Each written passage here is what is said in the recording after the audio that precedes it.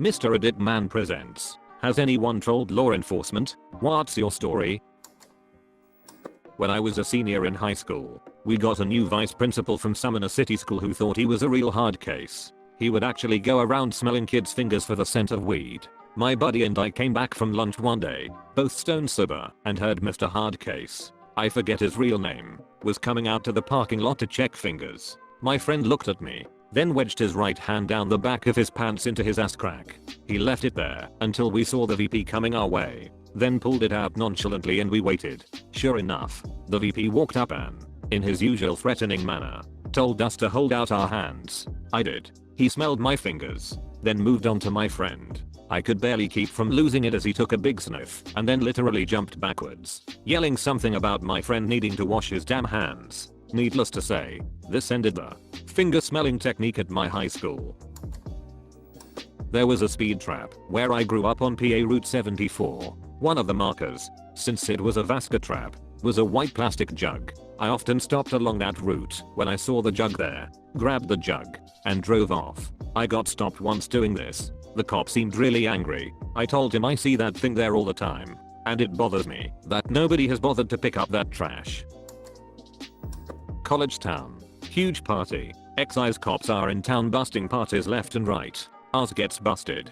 They proceed handing out tickets to underage drinkers. One kid gets a scrap piece of paper and folds it into the shape of the tickets the cops are handing out and sits on the front steps with his head and hands repeating, "My parents are gonna duck and kill me." Cops just pass him right by.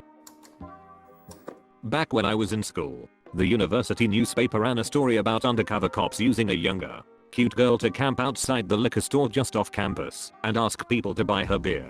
She'd give the people money, then ask them if they wanted to come back to her vehicle and share one as a way to say thanks. Get back to where her car is supposed to be. Van door opens up. Cops inside. And yeah, I'd get a ticket for underage buying. Later that evening, my friend and I were going to the same liquor store to get some beer when we were approached by a cute girl who asked us if we could buy her a 6-pack of beer since she was underage. Being a dumbass, I said sure, took her money and we went inside. About 10 seconds later I remember the piece about the undercover cops and realized we were about to get arrested. At that point, we decided the best thing to do was to buy a 6-pack of super expensive root beer, blowing $9 of the $20 she gave us, and we put it in a paper bag. We walked back out, and she asked us, "Did you get it?" To which we said yeah, of course. She invited us back to her car to have one each as a thank you. Sure enough, we head to the back and there's the black van.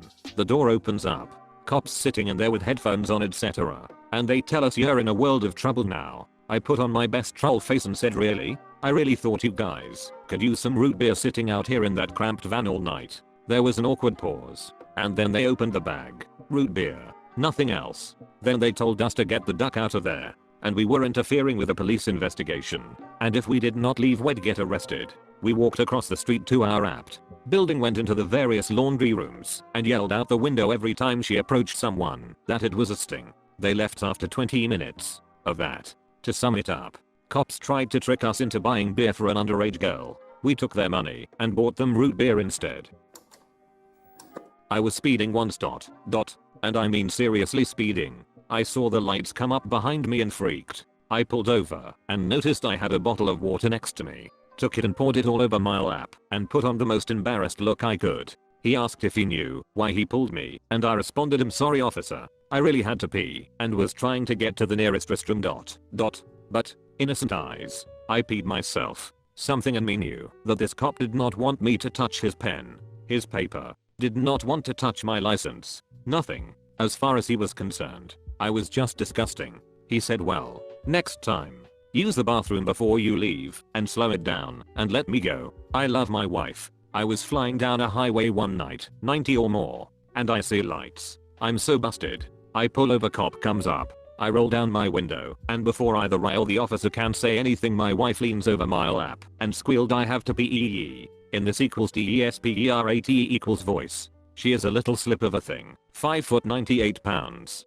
The huge burly male cop looked at the desperate yawn on her face, looked to me who just gestured at her, and he told us where there was a rest stop and walked away. I looked at her. She burst out laughing. I did not think it would work.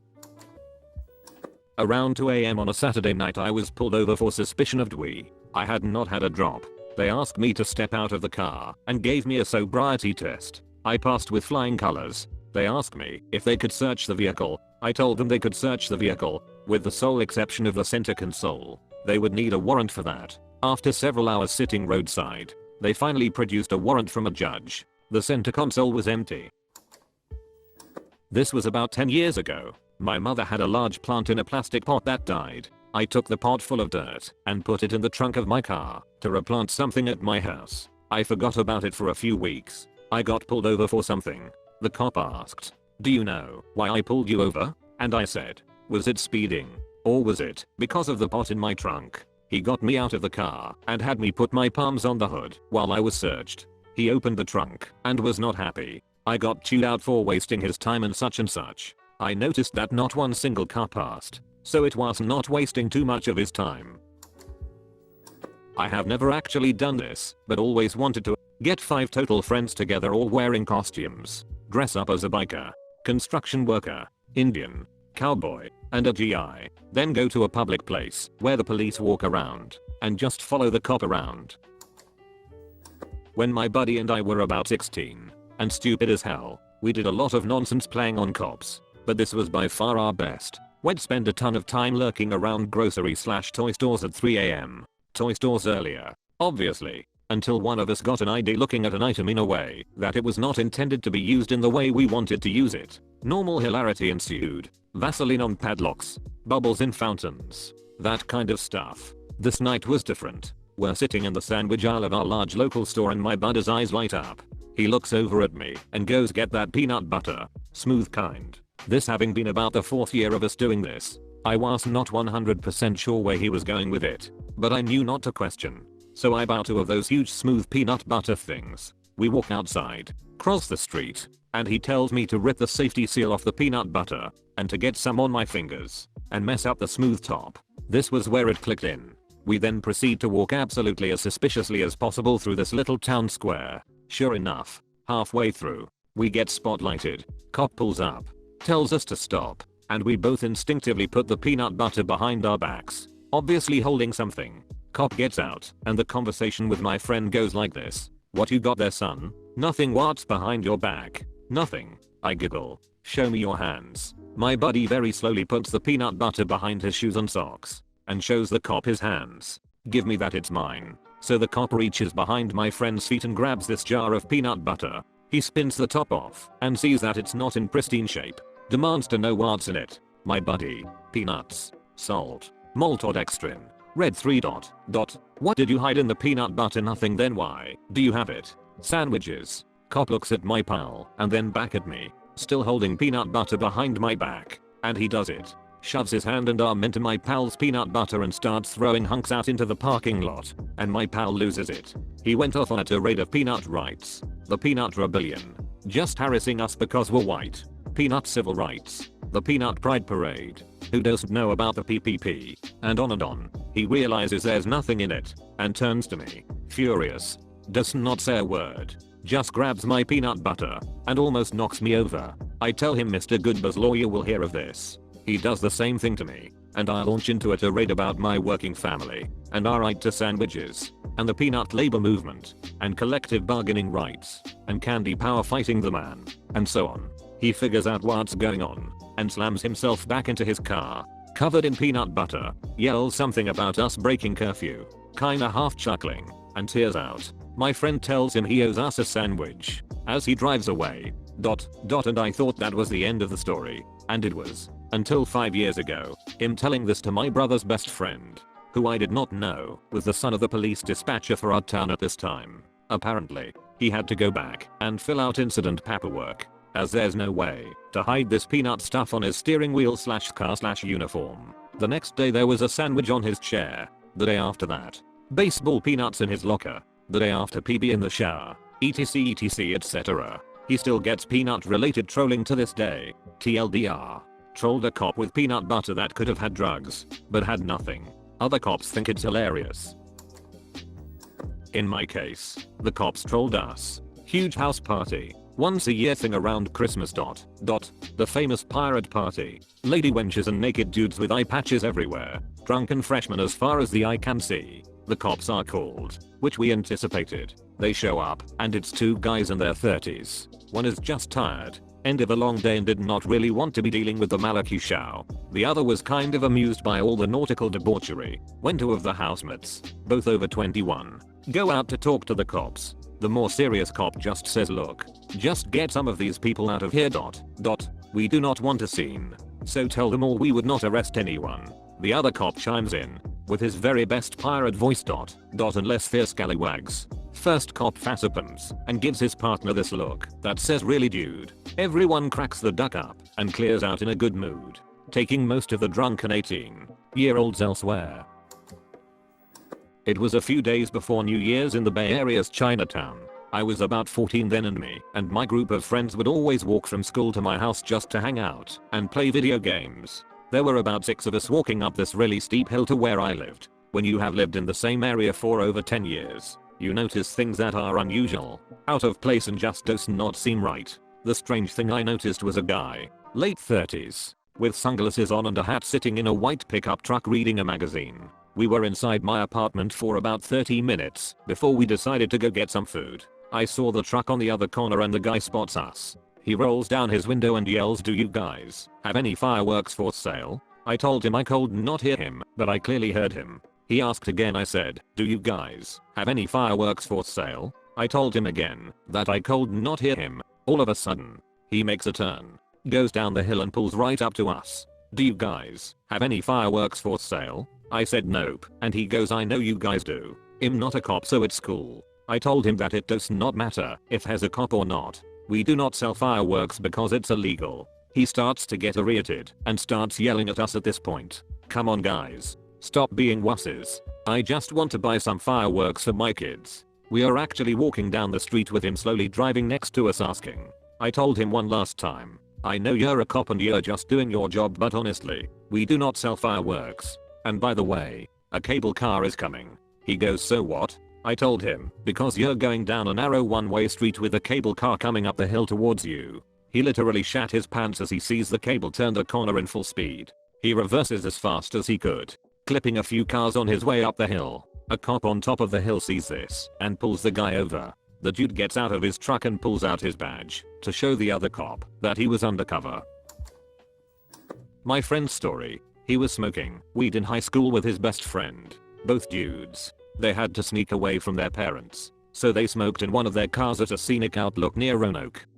Sure enough, officers found them in the car, but luckily they had already finished and put the wheel away. When the officer asked my friend what he was doing up there, the officer suspected weed. My friend said that he was in love with the other guy and they were about to make out.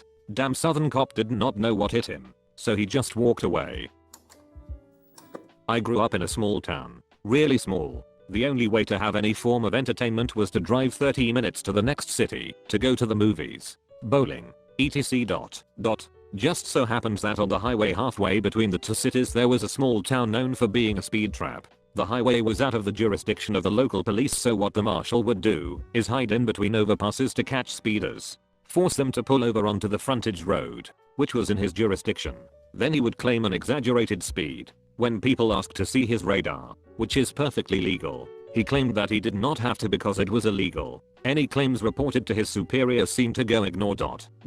Until he ran into me. Over time my friends and I had timed his patrols and realized that he patrolled towards the end of the month. One night he had stopped a friend for excessive speeding. The officer claimed 92 in a 60 zone, which was BS. And then we knew something had to be done. The officer had taken his plate number and claimed to have seen it speeding many different times, and we knew he would look out for it. So I decided to take my phone and rig it up to record the speedometer and get pulled over by the officer. It took a few tries, but I managed to get pulled over by the same officer for doing 70 and 60, that being a first-time offense. After giving him my license, he went on to claim that I was doing at least 85. And giving me the whole bit about how he cannot show me the radar, as well as giving me a ticket claiming it was a repeat offense and how I should be put into jail. All this being caught on my phone without him noticing. So, a few days later I show up to the courthouse to pay the ticket, and I managed to talk to the mayor of the town and showed him the video of all this. Thanks to me the officer got fired and I did not have to pay a $400 ticket from a voucher bag.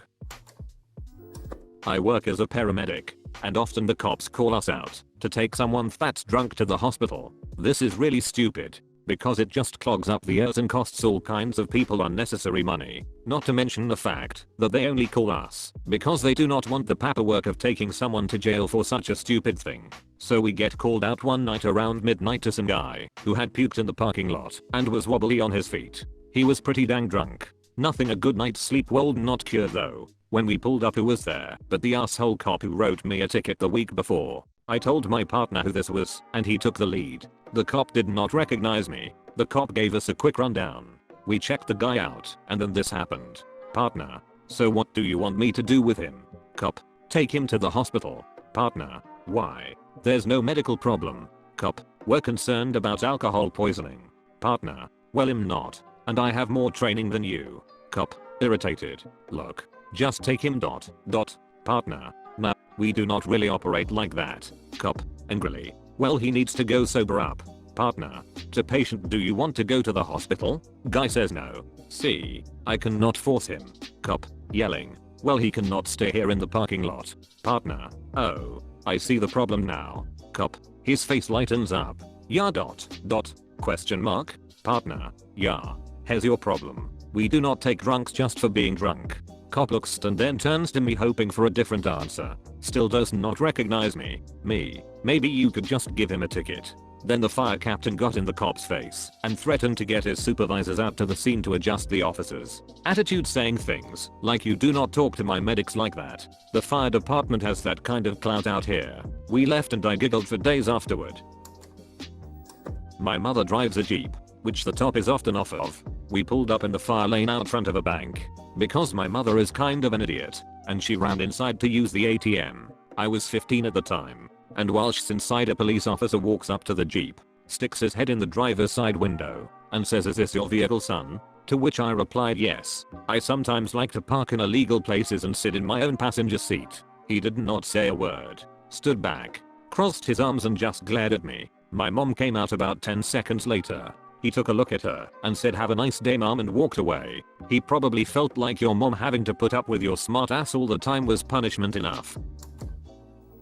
Junior year of college, all of my roommates and I were 21 years of age. I was the only one with a car, so I was the one who always had to go on beer runs. You can say I look a bit underage for my age, and I drove a sportier car. So within the first month of buying alcohol from this one place, I got pulled over 4 times. Not kidding.